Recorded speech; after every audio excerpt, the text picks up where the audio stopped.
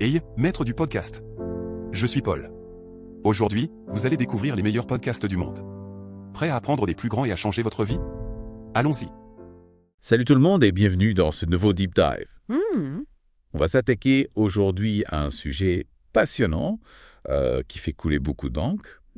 Le capitalisme. Ah, Est-il vraiment le moteur du progrès social? bonne question. Pour décortiquer ce sujet, on va se plonger dans une interview de Miguel Angso Bastos, Ok, un économiste et penseur libertarien. d'accord. Il a des idées assez percutantes sur le capitalisme, Oui. l'épargne et le travail acharné. Hmm. Accrochez-vous, on va explorer des questions vraiment intéressantes. J'ai hâte. Pourquoi le prix des maisons est si élevé, Oui, alors que presque tout le reste a baissé? c'est une bonne question, ça. Le monde moderne nous encourage-t-il à dépenser plutôt qu'à économiser? Le travail acharné a-t-il encore sa place dans notre société? On va voir ça. Enfin, j'ai hâte de plonger dans tout ça avec vous. Moi aussi. Miguel Angso Bastos, il ne mâche pas ses mots.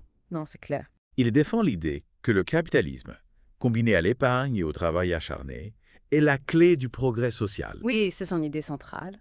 Et il présente le capitalisme comme une technologie mentale. Ah oui, c'est intéressant, ça. Qu'est-ce qu'il veut dire par là? En fait, il explique que le capitalisme, c'est une façon de voir le monde d'un point de vue économique. D'accord. On réfléchit en termes de coûts, Oui. de bénéfices, d'efficacité. Mhm. Et cette façon de penser, c'est ce qui stimule l'innovation et la création de richesses. Je comprends mieux. Vous voyez? Et il donne des exemples concrets, non? Absolument. Pour illustrer son propos. Il souligne que le capitalisme a rendu la plupart des biens de consommation beaucoup plus abordables. Ah oui? Prenez un jonc, par exemple. Ok. Dans les années 50, il fallait travailler 20 heures pour pouvoir s'en payer un. Ah ouais. Un peu aujourd'hui. Avec 2 heures de travail, c'est bon. C'est vrai. Vous voyez l'impact du capitalisme sur le pouvoir d'achat. Waouh, ça met les choses en perspective. Oui. Mais alors, comment expliquer que le prix des maisons n'a cessé d'augmenter? Bonne question. C'est un peu l'exception qui confirme la règle. C'est une question que Bastos se pose aussi. Ah bon? Il admet que le marché immobilier est une anomalie. D'accord. C'est une question complexe, avec plein de facteurs. Oui. On pourrait en discuter des heures. Bastos aborde aussi les critiques du capitalisme. Ah oui, bien sûr. Inégalité, exploitation des travailleurs. Classique. Comment il répond à ces critiques? Il dit que le capitalisme a été mal présenté, diabolisé même. D'accord. On oublie ses avantages. Les carangues. L'augmentation du niveau de vie, l'accès à des biens et services Oui. qu'on n'imaginait même pas il y a quelques décennies. Il utilise une analogie, celle du boulanger, qui se lève à 3 heures du matin pour faire son pain. Ah oui, j'ai vu ça. Pour nous rappeler que derrière chaque produit, Oui. il y a des gens qui bossent dur. Oui, c'est vrai. Qui prennent des risques, qui innovent. On a tendance à l'oublier. C'est ça. Passons à l'épargne. OK. Quel est son rôle? Pour Bastos, l'épargne, c'est le carburant de l'investissement. D'accord. C'est grâce à elle qu'on finance de nouvelles entreprises, technologies, infrastructures. C'est essentiel pour la croissance économique. Oui, mais économiser, ce n'est pas toujours facile. Ah non. C'est lutter contre nos instincts. Non, Un peu, oui. on est bombardé de pubs qui nous poussent à dépenser, Tout le temps. à se faire plaisir tout de suite. Exactement. Bastos parle de dompter son corps, Ah oui. de résister à la tentation. Il souligne un changement dans nos sociétés. Lequel? On est passé d'une mentalité épargner d'abord, acheter ensuite à acheter maintenant, payer plus tard. C'est vrai. Les cartes de crédit, les crédits à la consommation. Tout nous pousse à dépenser sans compter. Et Bastos prend du doigt l'État. Il aurait sa part de responsabilité dans cette évolution. Oui, il critique les politiques monétaires laxistes, qui rendent l'argent trop accessible, D'accord. et l'interventionnisme de l'État qui décourage l'épargne. Donc pour Bastos, c'est un peu la faute du système. Il met en évidence les facteurs qui rendent l'épargne difficile, oui. Mais il insiste aussi sur la responsabilité individuelle. D'accord. Chacun doit réfléchir à ses priorités, se fixer des objectifs Oui. et mettre en place des stratégies. On en reparlera. Avec plaisir. Le travail acharné maintenant. Ok. Est-ce encore important pour Bastos? Ah oui, absolument. Vraiment vrai.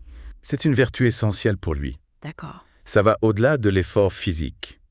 Il parle de ponctualité, Oui. de diligence, du souci du travail bien fait. C'est intéressant. Il appelle ça l'esprit du travail. Cet esprit du travail, on dirait qu'il est en train de disparaître. Vous trouvez là? Les jeunes générations sont perçues comme moins motivées. Moins prêtes à se sacrifier. Oui, je vois ce que vous voulez dire. Qu'en pense Bastos? Il observe un certain déclin de cette éthique. Il constate que les jeunes sont bien éduqués, compétents, Oui. mais ils manquent de flamme, de détermination. C'est peut-être dû au confort moderne. C'est possible. On n'a plus besoin de se battre pour survivre, alors on se laisse aller. Il souligne aussi l'influence du divertissement. Ah oui. La culture du tout de suite. On est constamment sollicité, distrait. Oui, c'est vrai. Difficile de se concentrer sur le long terme. En parlant d'obstacles au progrès, Oui. Bastos n'aime pas beaucoup l'État. Ah non, vraiment pas. Il le voit comme un extracteur de rente, C'est ça. une entité qui maximise son propre pouvoir. Au détriment des individus. Attendez, il est contre l'idée même d'un État. Pas forcément. D'accord. Il est plutôt pour un État minimal, qui se limite à la sécurité. La justice, la protection des libertés. Il utilise le concept d'être hypostatique pour parler de l'État. L'être. Voilà.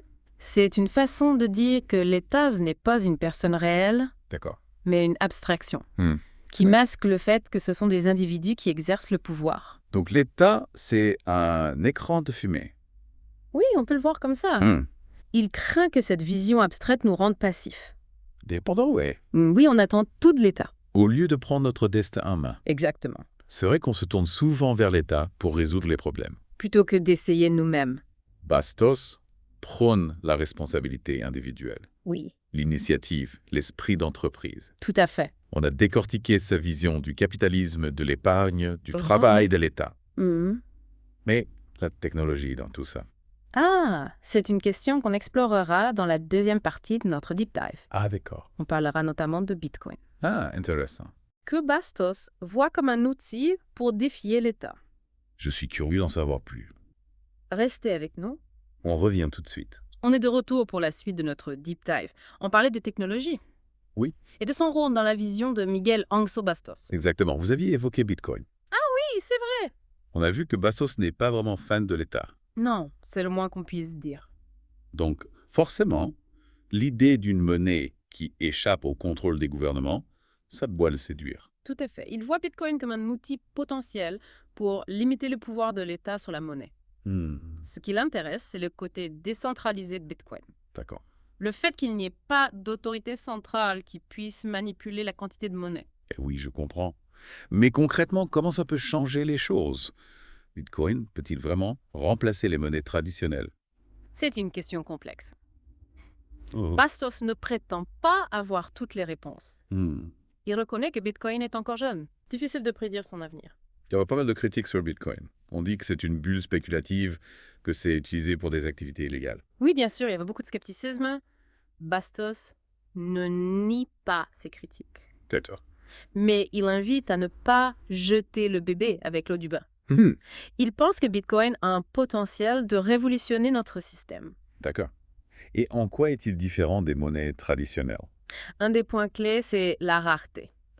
Bitcoin a été conçu pour qu'il n'y ait jamais plus de 21 millions de Bitcoins en circulation. Ah oui. C'est inscrit dans son code. Alors que les États peuvent imprimer autant de monnaie qu'ils veulent. Exactement. Et c'est ce qui provoque l'inflation. D'accord. Quand il y a trop de monnaie en circulation, la valeur de chaque unité diminue. Oui, c'est logique. C'est un peu comme quand on met trop d'eau dans son café, il devient imbuvable. Oui, je vois l'image. Et Bastos voit Bitcoin comme une sorte d'or numérique. L'or est rare. Il a gardé sa valeur à travers les siècles. On compare souvent Bitcoin à l'or. Mais il faut beaucoup d'énergie pour miner du Bitcoin. Non. Est-ce que ce n'est pas un problème pour l'environnement? C'est un débat important. Bastos le reconnaît, la consommation énergétique de Bitcoin est élevée. Mais les technologies évoluent. Oui. Il existe des solutions pour rendre le minage plus écologique. On verra bien ce que l'avenir réserve à Bitcoin. Oui. Revenons au travail. Bastos semble regretter la disparition d'un certain esprit du travail. Oui. Cette fierté du travail bien fait qu'on voyait chez nos grands-parents. Il a l'impression que cet esprit s'est émoussé. Oui. Le confort, la prospérité de la société moderne. On peut être en effet pervers sur notre motivation. C'est vrai qu'aujourd'hui, on valorise beaucoup le temps libre. Oui. Les loisirs. On a l'impression que le travail est devenu une corvée. Bastos met en garde contre cette vision négative du travail. Ah, bolé. Pour lui, le travail est une source d'épanouissement, de réalisation. Mais est-ce encore vrai pour tout le monde? Il y a beaucoup de gens qui font des boulots aliénants. Oui, c'est vrai, et c'est un problème. Mais Bastos pense que même dans les tâches les plus simples, on peut trouver un sens, une fierté. Il faut retrouver le goût du travail bien fait, Oui. quel que soit le travail. Et comment faire pour redonner du sens au travail? Est-ce une question de mentalité individuelle ou faut-il changer le système Ecost? Pour Bastos, c'est un peu des deux. D'accord. Il faut responsabiliser les individus, leur donner plus d'autonomie, Oui. les encourager à prendre des initiatives. D'accord. Mais il faut aussi créer un environnement favorable à l'entrepreneuriat, à l'innovation. Ce qui nous ramène à son discours sur la limitation du rôle de l'État. Exactement. Bastos pense que l'État devrait se contenter de fixer des règles du jeu claires et justes, et laisser les individus libres de créer, d'innover, de prendre des risques. D'accord. Et du coup, comment concilier cette vision avec le besoin de solidarité et de protection sociale? Est-ce que Bastos est pour la suppression de toutes les aides sociales? Ce n'est pas aussi simple. Il ne s'agit pas de supprimer toute forme de solidarité. Mais il est convaincu que les mécanismes de redistribution gérés par l'État sont souvent inefficaces. Oui. Il crée une dépendance néfaste. Alors, quelles sont ces solutions, Comoda? Il encourage le développement de formes alternatives de solidarité, plus locales, plus proches des besoins. D'accord.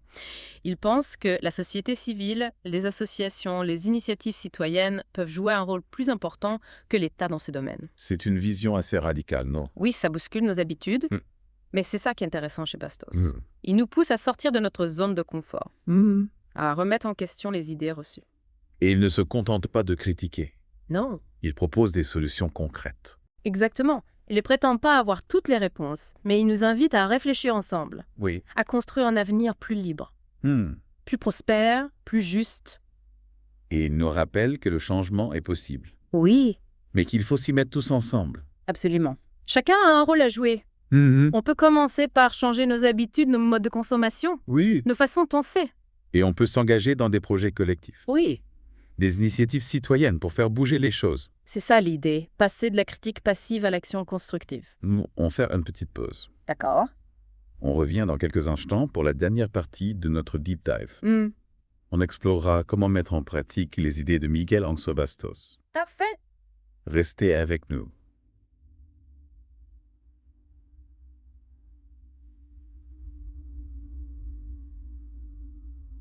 De retour pour la dernière partie de notre Deep Dive from Nekman Pass Nedoué Basron, on a exploré les idées de Miguel Angso Bastos sur le capitalisme, l'épargne, le travail et même Bitcoin.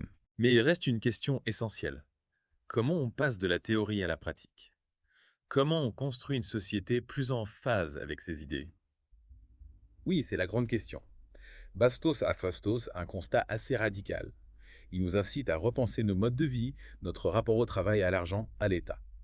Mais concrètement, on fait comment pour changer les choses? On ne va pas tous devenir des entrepreneurs libertariens du jour au lendemain. Vous avez raison, Bastos n'attend pas de nous qu'on change radicalement de vie du jour au lendemain. Il est conscient que le changement prend du temps, c'est un processus graduel. Et par où on commence? Il doit bien y avoir des petits gestes qu'on peut faire au quotidien pour mettre en pratique ces idées. Absolument. Il encourage par exemple à être plus attentif à sa consommation. Au lieu de céder à la tentation, on peut essayer de réfléchir à nos achats, privilégier la qualité sur la quantité, soutenir les entreprises locales et responsables. C'est vrai qu'on a souvent tendance à acheter des choses dont on n'a pas vraiment besoin, juste pour se faire plaisir sur le moment. On pourrait être plus conscient de l'impact de nos choix. Exactement. Et puis il y a l'épargne. Même si on a l'impression que c'est difficile, on peut commencer par de petites sommes, mais l'important c'est de prendre l'habitude d'épargner régulièrement. Oui, c'est un peu comme le sport. On n'a pas besoin de courir un marathon tout de suite, on peut commencer par marcher quelques minutes par jour et augmenter progressivement. L'important, c'est la régularité.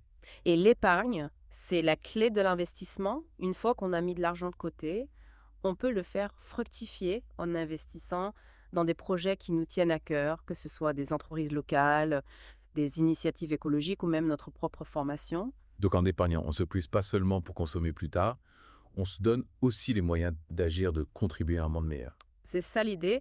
Et puis, il y a le travail On peut encourager à trouver du sens dans notre travail, à développer notre esprit du travail. Mais comment faire quand on a un travail qui ne nous passionne pas? Il ne s'agit pas forcément de changer de métier. On peut essayer de trouver des sources de satisfaction dans notre travail actuel, par exemple, en développant de nouvelles compétences, en prenant des initiatives, en collaborant avec nos collègues sur des projets stimulants. Et si on a vraiment envie de changer de voie, l'épargne peut nous donner la liberté de le faire. On peut utiliser nos économies pour financer une formation, un projet entrepreneurial ou tout simplement pour avoir un coussin de sécurité pendant la transition. Exactement. L'épargne nous donne la liberté de faire des choix, de ne pas nous sentir piégés. Et en parlant de liberté, on a vu que Bastos est très critique envers l'État et ce qui nous encourage à nous rebeller contre le système Knesset. Et ce n'est pas aussi simple. Il est conscient qu'on ne peut pas changer le système du jour au lendemain, mais il nous invite à être plus vigilants, à ne pas attendre tout de l'État, à prendre nos responsabilités.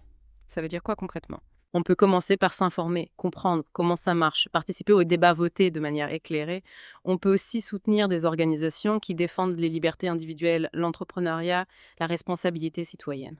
Et surtout, on peut agir à notre échelle dans notre communauté en créant des initiatives locales, en aidant nos voisins, en participant à la vie associative. Exactement. Le changement commence par nous-mêmes, par nos actions quotidiennes. Si chacun fait un petit effort, on peut construire ensemble une société plus libre, plus juste, plus prospère. C'est un message d'espoir. Bastos nous montre que le futur n'est pas écrit d'avance. C'est à nous de le façonner en faisant des choix conscients, en agissant de manière responsable. Et en n'oubliant jamais que la liberté individuelle, la responsabilité, l'esprit d'entreprise, le travail et l'épargne sont les fondements d'une société prospère et harmonieuse. Merci beaucoup pour cette plongée fascinante dans l'univers de Miguel Anxo Bastos. J'espère que ce deep dive vous a donné matière à réflexion et vous inspiré à agir. N'hésitez pas à partager vos réactions, vos idées, vos projets dans les commentaires. On se retrouve très bientôt pour un nouveau deep dive. Et voilà pour le moment, maître du podcast. Merci d'avoir été avec nous dans cet épisode riche en apprentissage. N'oubliez pas de vous abonner et d'activer la cloche pour ne rien manquer de ce qui arrive. Restez à l'écoute pour le prochain épisode, nous avons encore plus de secrets qui peuvent changer votre vie. À très bientôt.